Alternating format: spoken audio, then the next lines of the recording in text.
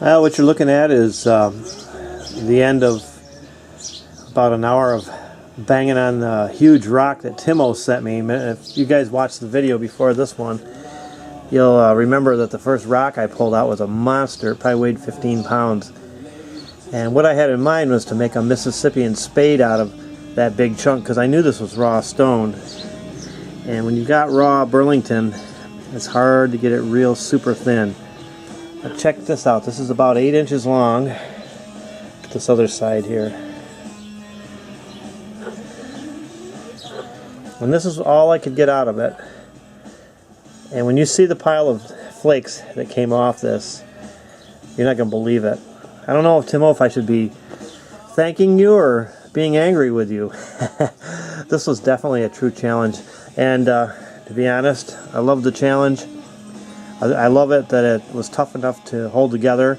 But check this out. Here's the flakes that came off this thing.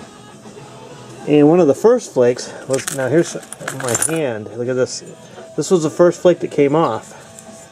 And I'm going to nap that into a separate piece. I'm probably going to try to get it heat treated, because this stone would benefit greatly from a little heat treatment. But you did mention that there was a crack in it. And what that crack was a big pot lid that was ready to jump out. You can see by the staining that it was kind of loose. And I hit it and I could hear something funny in there. And I thought, I hope it doesn't fall in half. I've seen that happen way too many times. And I popped it, and this jumped right into my hand, this big spall right there. But as you see, this is some really tough material. Look at this rind on the outside. I mean, this is not easiest stuff to deal with. But once you got through all that, it was pretty good. That's not a bad flake right there. I used a hammerstone to start out with. Here's a pretty nice flake here. And just underneath all that crud is some absolutely beautiful, beautiful material. Look at this. I used a hammerstone to start with, and then I ended up with a big moose. And let me show you the hammerstone I used. This was my hammerstone, and it beat it up pretty good.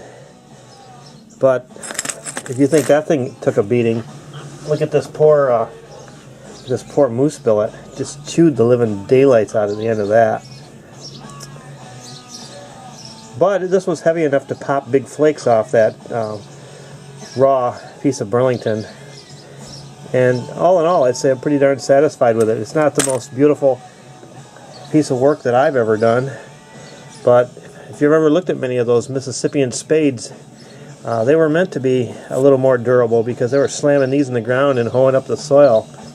This spot right here, this is where that big flake there had rested at one time, and I worked it all the way down. I tried to get it underneath it the best I could. Bits nice and sharp on this,